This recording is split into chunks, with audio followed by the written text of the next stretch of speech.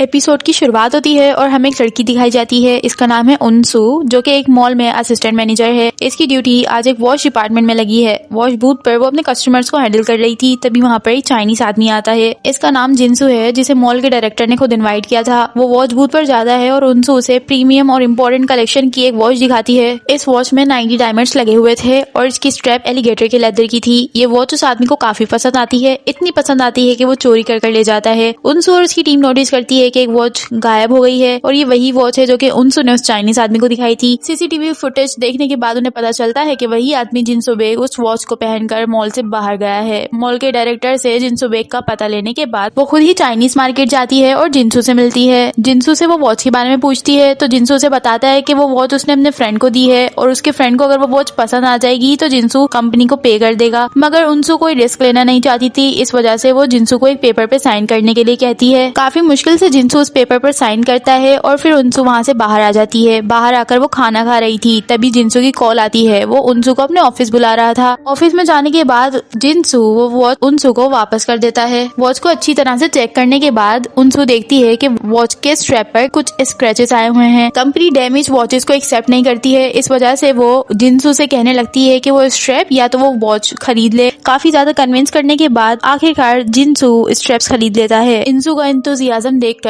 जिनसू काफी इम्प्रेस हो गया था, इस वजह से वो उसे अपनी कंपनी ज्वाइन करने की ऑफर करता है, मगर उनसू मना कर देती है।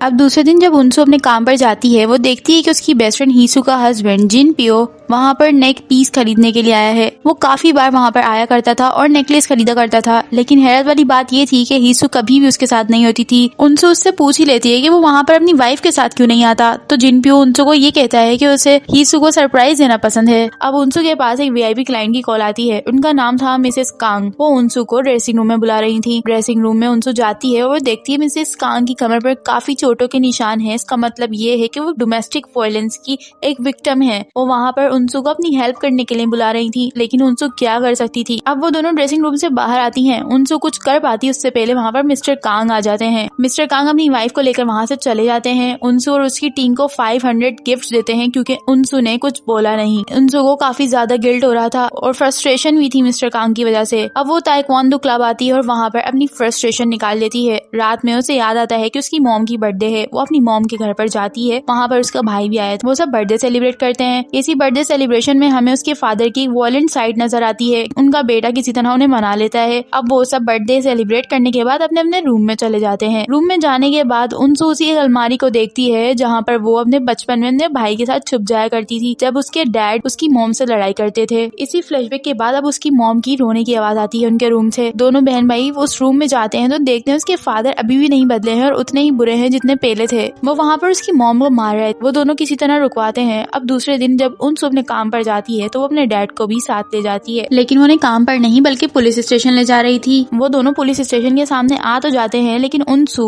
अंदर नहीं जा पाती। अपने फादर को पुलिस स्टेशन के पास छोड़कर वहाँ से चली जाती है। रास्ते में उसे एक स्कूल नजर आता है और वहाँ पर कुछ स्टूडेंट्स, जिन्हें देखकर उनसू को अपने फ्लैशबैक्स याद आते हैं। उनसू को अपना फ्लैशबैक याद आता है कि जब उसकी मॉम ने सुसाइड अटेम्प्ट किया था, उसे विंडो से ट्रॉमा हो गया था और उस वक्त सिर्फ और सिर्फ हीसू ही उसकी मदद के लिए आई थी। इसलिए वो हीसू के घर जाती है। हीसू के अपार्टमेंट में जाकर जब वो बेल रिंग करती है तो कोई गेट नहीं खुलता। उसे लगता है कि कोई घर पर नहीं है, मगर फिर एक डिलीवरी गाय आता है और एक पार्सल छोड़ के जाता है, जिससे हीसू बाहर आकर रिसीव करती है। सब कुछ उनसू देख लेती है और वो अंदर जाने की कोशिश करती है, मगर हीसू उसे अपने घर के अंदर आने ही नहीं देती। तो फिर वो दरवाजे पर कोड डायल कर खुद अंदर जाती है और सीन शिफ्ट डायरेक्टली हो जाता है पुलिस स्टेशन पे। वो वहाँ पर डोमेस्टिक अब्यूज की कंप्लेन कराने आई थी, मगर कॉप्स उसे सीरियस नहीं ले रहे थे। अब वो ताइक्वांडो क्लब जाती है अपनी फ्रस्ट्रेशन निकालने के लिए, लेकिन इस दफा वो अपने ओपोनेंट को कुछ ज्यादा ही हर्ट कर देती है। इसी वजह से उसे 1 मंथ के लिए ताइक्वांडो क्लब से सस्पेंड कर दिया जाता है। सब चीजों से परेशान होकर अब वो एक बार में जाती है और ड्रिंक करने लगती है। ड्रिंक कर करके वो बेहोश हो जाती है और बार का ओनर मिस्टर जिन को कॉल करता है उसे पिक करने के लिए। जब उसे होश आता है तो वो मिस्टर जिन को सॉरी कहती है, उनके ऑफिस से बाहर आ जाती है। बाहर आते हुए उसे जिन पियो जैसा आदमी नजर आता है। कंफ्यूज होकर वो बाहर आती है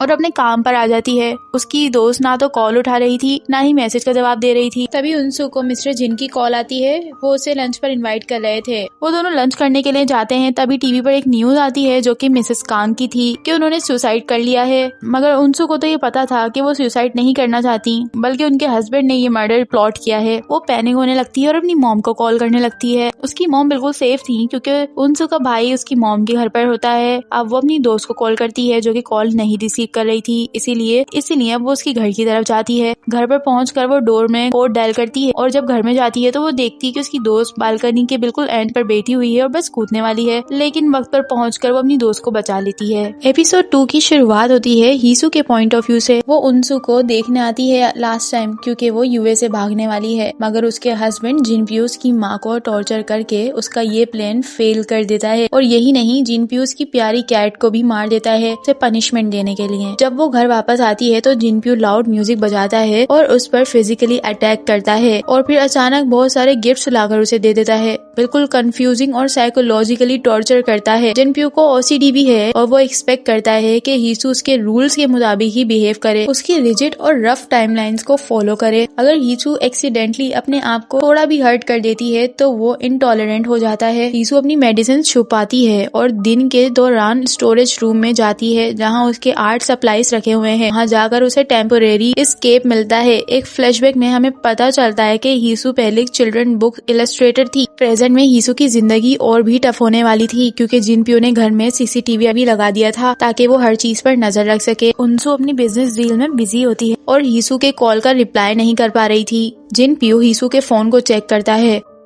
उसे गुस्सा आता है उनसू का नाम देखकर। हमें ये भी पता चलता है कि जिनप्यू की वजह से हीसू का मिसकैरेज हुआ है और उसने इसका ब्लेम भी हीसू पर कर दिया था। अब जिनप्यू और हीसू को एक इवेंट पर जाना था, इसीलिए जिनप्यू हीसू की ड्रेस सिलेक्ट करता है। वो ऐसी ड्रेस सिलेक्ट करता है जिसमें उसके सारे ब्रूजेस कवर हो जाएं। इस इवेंट में जिनप्यू की मॉम को स्पीच देने के लिए बुलाया जाता है। वहाँ हमें पता चलता है कि वो भी डोमेस्टिक अब्यूज की सर्वाइवर हैं और उनका डिस्क्रिप्शन बिल्कुल जिनप्यू जैसा ही है। यानी हीसू के लिए एक मिरर मोमेंट होता है। उसे काफी फ्लैशबैक्स आने लगते हैं और वो इमोशनल फील करती है।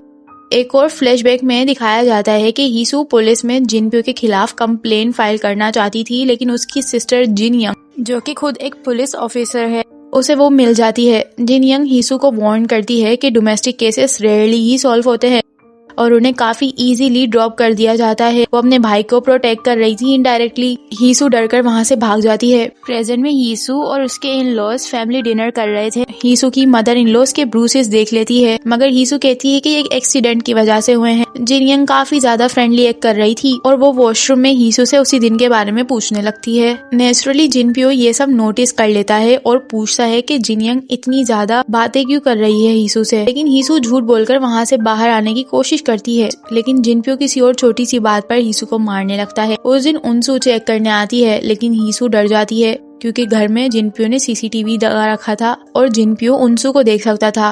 अब हीसू उनसू को वहाँ आने से मना करती है, लेकिन उनसू से एक टेक्स्ट करती है और प्रॉमिस करती है कि वो हमेशा उसके साथ रहेगी। हमें फ्लैशबैक में दिखाया जाता है कि जब हीसू की फादर की डेथ हो गई थी, वहाँ पर सिर्फ उनसू थी हीसू को संभालने के लिए, उसकी अकेली फैमिली मेंबर।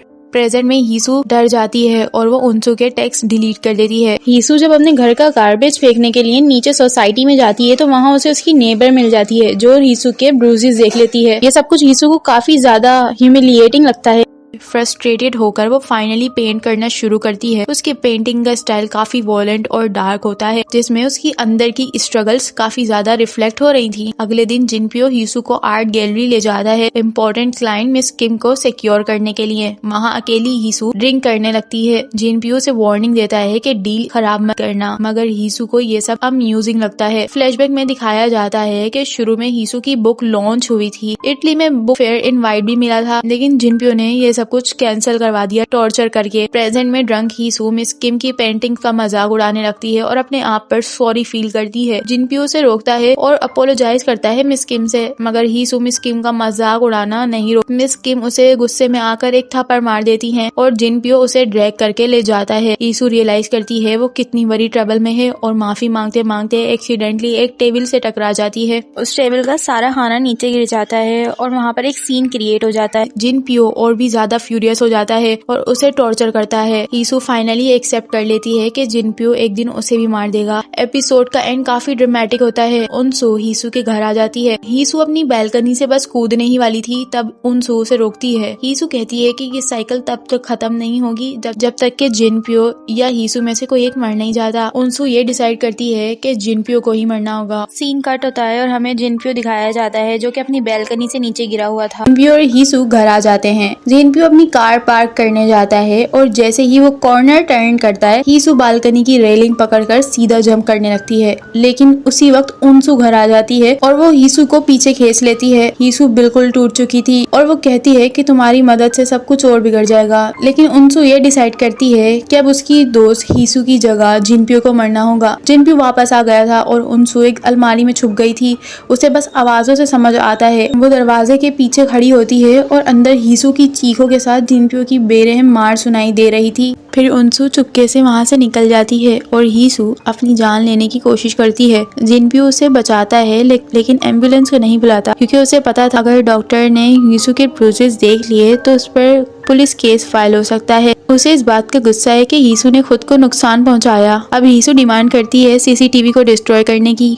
जिनप्यो के कंट्रोल के साथ वो फिर से कोशिश करती है खुद को मारने की। इस बार जिनप्यो हार मान जाता है और कैमरा तोड़ देता है। जिनप्यो ने उसे मरने भी नहीं दिया था, इसलिए हीसू उनसू के प्लान में साथ देने के लिए तैयार हो जाती है। उसकी डेस्परेशन उसको इमेजिन करवाती है जिनप्यो को स्टेप करना और बालकनी से पुश कर देना। वही उनसू सोबेग से पूछने लगती है कि जेल से बचने का सबसे अच्छा तरीका क्या होगा, तो सोबेग उसे बताता है कि जब बॉडी ही नहीं मिलेगी तो पुलिस कंप्लेंट कैसे फाइल होगी। उनसू इस आइडिया से खुश हो जाती है और जानती है जिनप्यो का डॉपलहैंगर जांग कांग उसी चाइना मार्केट में इलीगल तरीके से काम कर रहा है। उनसू अप्रोच करती है जांग कांग को एक ऑफर के साथ कि उसे शंघाई जाना होगा जिनप्यो के पासपोर्ट पर और फिर उसे डिच कर देना है। जांग कांग एग्री करता है क्योंकि उसकी वाइफ और बेटा चाइना में है। हीसू थोड़ी डर रही थी, लेकिन उनसू का प्लान उनके लिए परफेक्ट था। अब सीन शिफ्ट होता है ऑफिस पर, जहां जिनप्यो अपनी ऑफिस पॉलिटिक्स में बिजी है। उसका बॉस मिस किम को अपनी तरफ कर लेता है और जिनप्यो पता करता है कि उनसू पहले किम की पर्सनल शॉपर थी। और जिनप्यो सीसीटीवी फुटेज भी चेक कर लेता है जिसमें वो उनसू को देख लेता है क्लोजेट से निकलते हुए। अब जिनप्यो मैनिपुलेटिवली एक डिनर सेटअप करता है उनसू और हीसू के साथ। उनसू को थ्रेटन करने लगता है, इसलिए उनसू मैनिपुलेट करती है मिस किम को और वो डील साइन करने के लिए तैयार हो जाती हैं। और अब रिवेंज का प्लान शुरू होता है। वो दोनों जिनप्यो को कंपनी डिनर के दिन मारने वाली थी और फिर जिनप्यो का अकाउंट यूज करके मिस किम को फूल बनाने वाली थी। दूसरी तरफ जांग कांग का हेयर कट होता है, सूट और पहला इंस्टॉलमेंट रिसीव करता है। जिनियन देख लेती है उनसू और जांग कांग को और सोचती है कि मेरा भाई अफेयर कर रहा है। और सोबेग भी जांग कांग को देख लेता है उनसू की कार में। वो उनसू से पूछना चाहता था जांग कांग के बारे में, लेकिन उनसू अवॉइड कर रही थी। उनसू जिम में वापस जाती है और टीचर से मदद मांगती है। टीचर कहता है तुम्हें तुम्हारी डेस्परेशन स्लोपी बना रही है। वो दोनों अब एक अच्छा सा ताइक्वांडो राउंड करते हैं और इसके बाद उसका टीचर कम्प्लीटली परमानेंटली क्लास को खत्म कर देता है। अगले दिन उनसू और हीसू वुड्स में ग्रेव खोद रही थी। जिनप्यो कंपनी डिनर में बिजी है, लेकिन जब हीसू की लोकेशन देखता है वो सोचने लगता है कि हीसू जरूर कुछ कर रही है। और फिर एयरलाइन का टैक्स आता है, शंघाई फ्लाइट कंफर्म। हीसू को रियलाइजेशन होती है। अब जिनप्यो का शक यकीन में बदलता जा रहा था, इसीलिए वो घर जाता है। सीन शिफ्ट होता है जिनप्यो के बेडरूम में, जहाँ पर हीसू और उनसू दोनों जिनप्यो का गला घोट रही थी। और तभी कहानी में ट्विस्ट आता है। घर का मेन डोर खुलता है और वहाँ पर जिनप्यो आ जाता है। वो समझ गया था कि अब उसके साथ क्या होने वाला है, इसीलिए वो हीसू और उनसू दोनों पर हमला कर देता है और दोनों को बहुत बुरी तरह से मारने लगता है। वो करीब करीब उनसू को मारने ही वाला होता है, लेकिन हीसू पीछे से आकर स्नो ग्लोब उसके सर पर मार देती है। अब हीसू का गुस्सा उसे मजबूर करता है और वो स्नो ग्लोब जब तक उसके सर पर मारती रहती है जब तक कि जिनप्यो मर नहीं जाता। अब हीसू का गुस्सा पकड़े जाने के डर में बदल जाता है। वो हर जगह ब्लड की हेलुसिनेशंस देखने लगती है, उन सरफेस पर भी जहाँ कुछ भी टच नहीं हुआ था। तब उनसू सिचुएशन को कंट्रोल करती है। वो दोनों मिलकर घर की साफ सफाई करती हैं और जांग कांग से नेक्स्ट स्टेप को कंफर्म करती हैं। नीचे वाली नेबर को हीसू के घर से आवाजें आ रही थी, इसलिए वो हीसू को चेक करने जाती है, मगर हीसू उसे वापस भेज देती है। उस औरत ने जाते हुए हीसू की ड्रेस पर और उनसू के सॉक्स पर ब्लड देख लिया था। फिर भी वो सब कुछ नजरअंदाज कर देती है और फैसला करती है कि कुछ टाइम के लिए अपने हस्बैंड और बच्चे के साथ बाहर चली जाएगी। इसी वक्त चाइनीज वर्कर की टीम डिनर कर रही होती है और सोबेक जांग कांग से उनसू के बारे में पूछने की कोशिश करता रहता है, लेकिन जांग कांग बिल्कुल जाहिल बन जाता है और बात को टाल देता है और सोबेक उससे ज्यादा पुश भी नहीं कर सकता था। अब सीन शिफ्ट होता है नेक्स्ट मॉर्निंग पर, जहाँ पर जांग कांग हीसू के घर आ गया था। हीसू छुप जाती है और जांग बिल्कुल अंधेरे में था कि उस अपार्टमेंट में क्या हुआ है। वो सूट पहनता है और जिनपियो की वॉच और अपने आप को जिनपियो में डिस्गाइज कर लेता है। उनसू उसे जिनपियो की डेड बॉडी वाला सूटकेस अपनी कार तक ले जाने के लिए बोल देती है। By the way Jang Kang को पता नहीं था कि उस सूटकेस में एक डेड बॉडी है। एक स्वीपर उनसू की कार को नोटिस कर लेता है क्योंकि उस पर पार्किंग फाइन का नोटिस लगा हुआ था। जब सब चले जाते हैं तो जिन यंग हीसू के घर आती है। जब वो फ्रेश होने के लिए बाथरूम जाती है तो उसे जांग कांग के पुराने शूज दिखते हैं, मगर वो समझती है कि ये जिनपियो के हैं। वो हीसू के ब्रूजेस और उसकी घबराहट को इग्नोर कर देती है। टिश्यू पर ब्लड देखती है, मगर वो सोचती है कि शायद उसके यूनिफॉर्म से लग गया हो। क्रैक्ड स्नो ग्लोब देखकर भी वो यही समझती है कि जिनपियो ने हीसू को मारा होगा। जिन यंग खुद एक प्रेसिडेंटल ऑफिस इवेल्युएशन से गुजर रही होती है, जहां फैमिली बैकग्राउंड चेक होता है। परेशान होकर वो जिनपियो को टेक्स्ट कर देती है कि थोड़ा लो प्रोफाइल रख के अपने अफेयर्स और अब्यूज को देखे जब तक कि वो सिलेक्ट नहीं हो जाती। मगर फोन तो उनसू के पास होता है। वो टेक्स्ट को देख लेती है और उन सब टेक्स्ट को डिलीट करके जांग कांग को दे देती है। जांग जिनपियो के बैंक अकाउंट से 3 बिलियन वॉन निकालता है। जब वो एयरपोर्ट सिक्योरिटी का क्रॉस कर लेता है तो हीसू सुकून की सांस लेती है और घर से वो सब चीजें फेंकना शुरू करती है जो उसे जिनपियो की याद दिलाती थी या जिनपियो की वजह से नापसंद थी। अब बारी आती है डेड बॉडी को डिस्पोज करने की। उनसू को दूसरा पार्किंग फाइन लग जाता है, पर सिक्योरिटी गार्ड उसे बगैर फाइन दिए ही जाने देता है क्योंकि वो हीसू को पहचान लेता है। जंगल की तरफ गाड़ी चलाते हुए हीसू बार बार अपना हाथ से इमेजिनरी ब्लड को साफ करती रहती है। हीसू को रोकने की कोशिश में उनसू एक डियर से टकरा जाती है और वो डियर मर जाती है। अब जब वो दोनों बाहर आती हैं और उस डियर का ब्लड हीसू देखती है तो उसे गिल्ट से जिनपियो की डेड बॉडी नजर आने लगती है। फिर वो वापस अपनी डेस्टिनेशन पर जाने के लिए निकल जाती हैं, मगर उन्हें एक पिकनिक कपल देख लेता है। जिनपियो को बरी करने के बाद वो स्नो ग्लोब को समंदर में फेंकती हैं और हीसू की माँ से मिलने चली जाती हैं। फिर दोनों एक सी साइड टाउन जाती हैं, जहाँ पर हीसू वो सब कुछ खाना खाती है जो वो जिनपियो के साथ नहीं खा सकती थी, मगर इतनी टेंशन होने की वजह से हीसू की तबीयत खराब होने लगती है। और वेट करते हुए उनसू को पता चलता है कि रेस्टोरेंट की सीसीटीवी उन पर फोकस्ड है। मूड को ठीक करने के लिए उनसू फायर क्रैकर्स ले आती है और वो चीजें जो वो दोनों कॉलेज में लिया करती थी।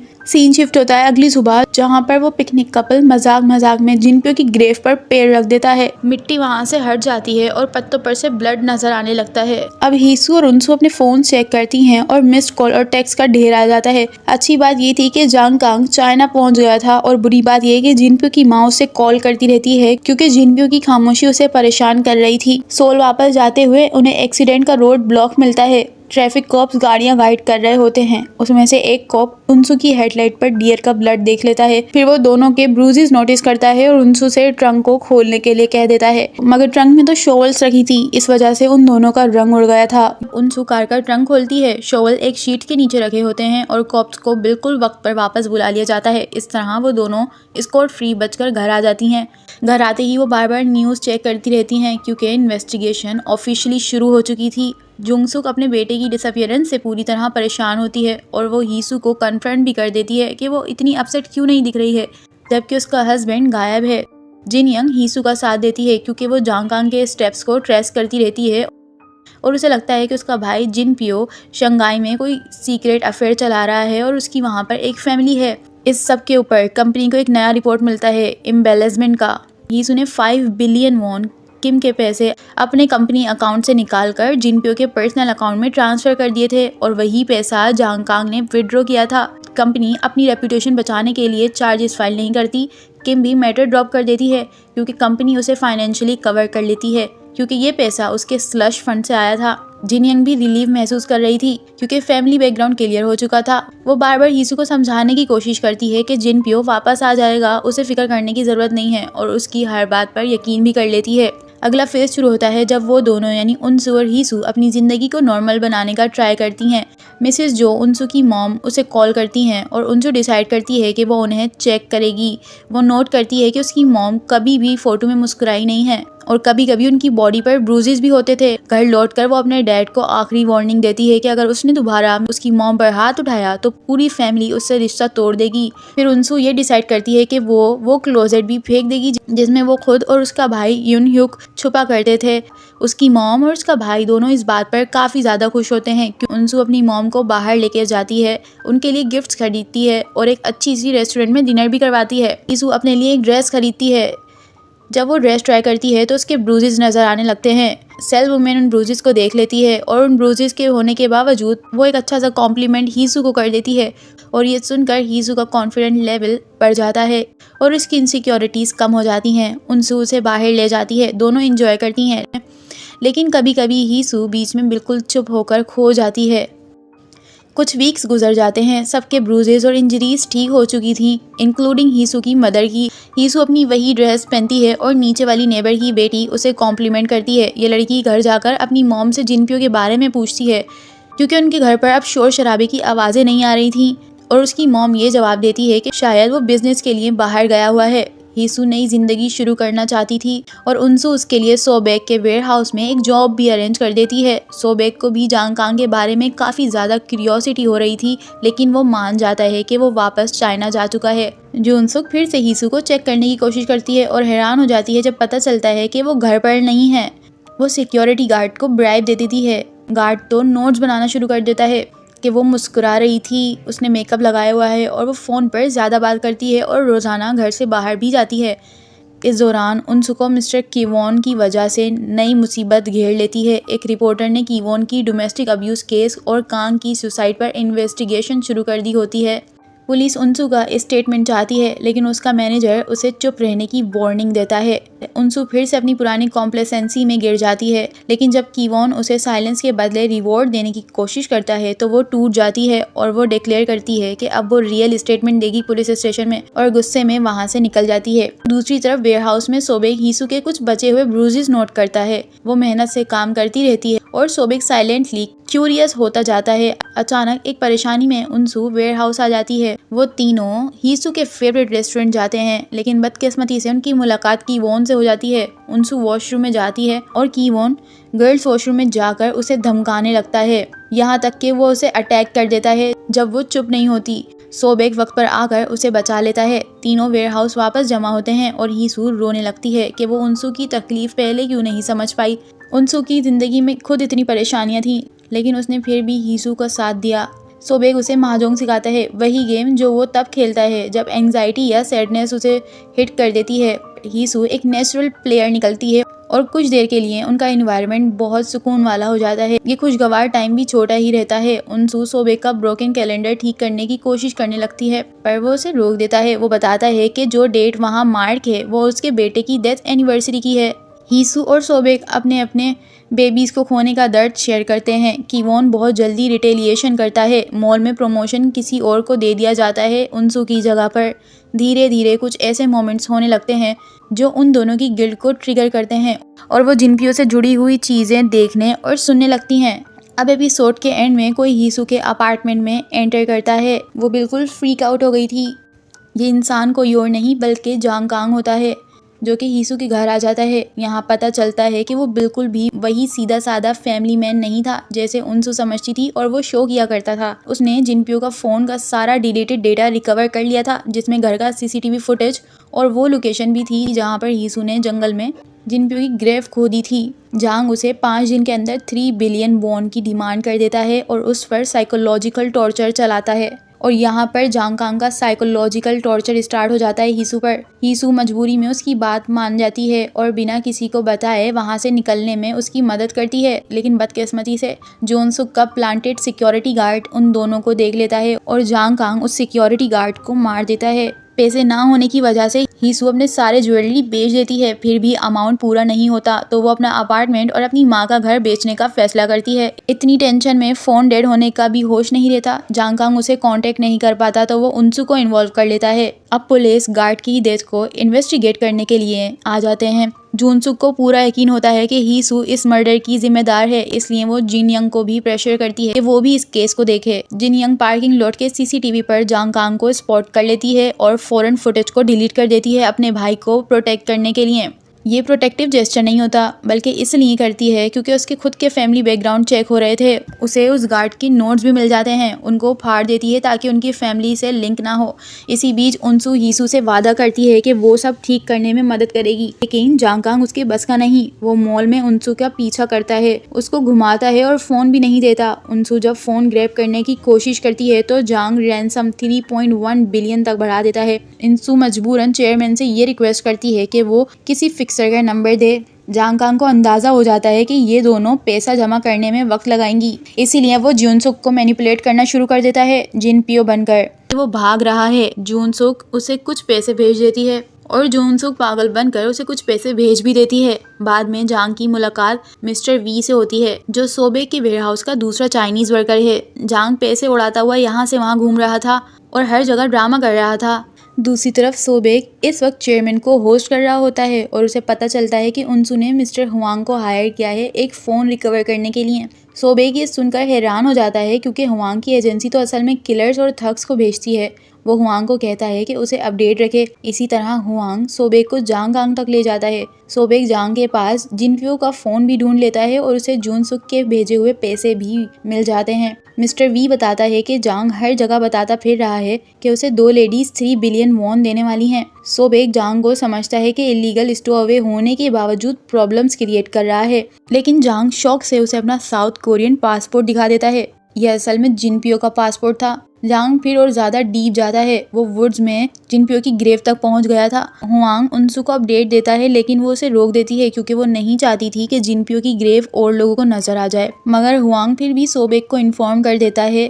सोबेक के जहन में सब पीसेस जुड़ने लगते हैं। उसे गिल्ट भी फील होता है क्योंकि इनडायरेक्टली उसी ने उनसू को वो हैवी आइडिया दिया था कि जिनपियो को मारना, फिर जांग कांग को इन्वॉल्व करके दुनिया को लगवाना कि जिनपियो अभी जिंदा है। सोबेक हेल्प करना चाहता है। वो हीसू को कॉल करता है, लेकिन वो सबसे अनजान बन जाती है। हीसू अकेले ही पैसे जमा करने की कोशिश करती रहती है। वो जिनपियो के अकाउंट में जाकर पैसे निकालती है, लेकिन वो भी कम होते हैं। जिनयंग उस अपार्टमेंट को लॉस पर सेल करते हुए देख लेती है। सस्पिशियस होकर वो हीसू का पीछा करते हुए उनसू तक पहुंच जाती है। वहाँ उसे याद आता है कि उनसू ही तो जिनपियो की मिस्ट्रेस थी और ये हीसू से क्यों मिल रही है। उनसू इसी वक्त जांग कांग को मिलने जा रही होती है। जिनयंग उन दोनों का पीछा कर रही होती है। तभी उसे ऑफिस से कॉल आती है कि डैशकैम फुटेज में हीसू गार्ड की मौत के वक्त पार्किंग लॉट में ही थी। जिनयंग फौरन से डैशकैम को डिलीट करने निकल पड़ती है। तभी जियोनसुक का फोन आता है कि जिनपियो वापस आ गया है। जिनयंग जल्दी से घर पहुंचती है और जांग के टेक्स्ट को एनालाइज करती है और वो फौरन समझ जाती है कि ये जिनपियो नहीं हो सकता। टेक्स्ट काफी इनफॉर्मल टाइपो से भरे हुए हैं, जबकि जिनयंग फैमिली के साथ भी फॉर्मल सही कोरियन लिखता है। आखिरी सीन में जांग कांग को अंदाजा हो जाता है कि उनसू से पैसे की तरफ नहीं ले जा रही। वो कार क्रैश करवा देता है। उनसू बेहोश हो जाती है और वो भागकर मेन रोड पर पहुंच जाता है। वहां डायरेक्टली जिनयांग की कार सामने नजर आ जाती है। जिनयांग सीधा अटैक करती है जांग कांग पर और उसे सीधा नीचे गिरा देती है। इस फाइट के बाद वो फाइनली सारी चीजें कनेक्ट कर लेती है, सारा सच समझ आ जाता है।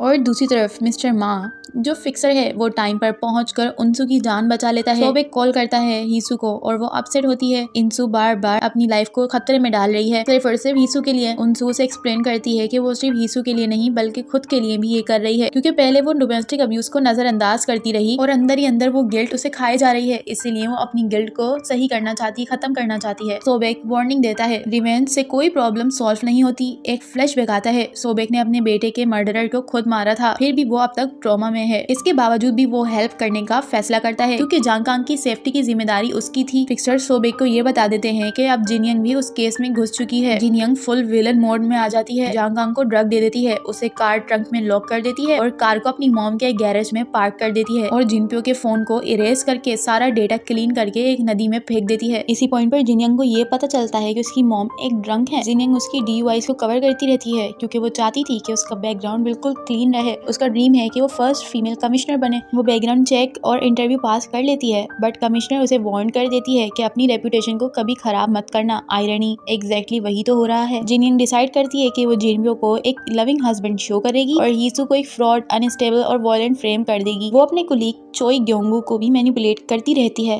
कहती है कि हीसू खुद को हर्ट करती है, पैरानॉइड भी है और शायद सिक्योरिटी गार्ड को उसी ने मारा है। हीसू को एक बहुत बुरी इंसान फ्रेम करती है। हीसू लंच से पहले गिरकर अपना सर सर हिट कर लेती है। जियोनसुक उसकी इंजरी देखती है और सोचती है कि जिनप्यो वापस आ गया है। हीसू ये सुनकर बिट्राइड फील करती है क्योंकि जिनसुक भी एक डोमेस्टिक अब्यूज की सर्वाइवर थी। फिर भी वो जानती थी कि उसका बेटा एक अब्यूजर है और उसने उसे कभी भी नहीं रोका, और ऊपर से ही वो ये शो कराती थी कि उसे कुछ पता ही नहीं है। दूसरी तरफ फिक्सर जांगकांग की लोकेशन को ट्रेस कर लेता है। उनसू इम्पल्सिव में जिंगयांग की कार तोड़कर जांगकांग को खुद ही उठा लेती है। सोबेक ट्रिगर हो जाता है, प्लान नहीं था, तुम खुद को डेंजर में डाल रही हो। फिर जिनयांग का कॉल आता है जिसे देखकर उनसू शॉक हो जाती है। फाइनली वो सोबेक की प्लानिंग फॉलो करने के लिए अग्री कर लेती है। अब बारी आती है सोबेक के प्लान की। उसका प्लान सिंपली ये था कि जांगकांग और जिनप्यो का कॉर्प्स दोनों को ही चाइना भेज दिया जाए ताकि साउथ कोरियन पुलिस कुछ कर ही ना सके। बट प्रॉब्लम ये थी कि सोबेक गार्ड मिस्टर वी को छोड़ देता है और फिर एक्सपेक्टेड ट्विस्ट जांगकांग मैनिपुलेट करता है और भाग जाता है। वो सीधा जिनयांग के पास जाता है और 2 बिलियन वॉन के बदले जिनप्यो की डेड बॉडी दिखाने की ऑफर करता है। जिनयांग एग्री कर लेती है। जांग ग्रेव को खोदता है और वहाँ सिर्फ एक डियर मिलता है और डियर को देखकर जिनयांग उसे नॉकआउट कर देती है।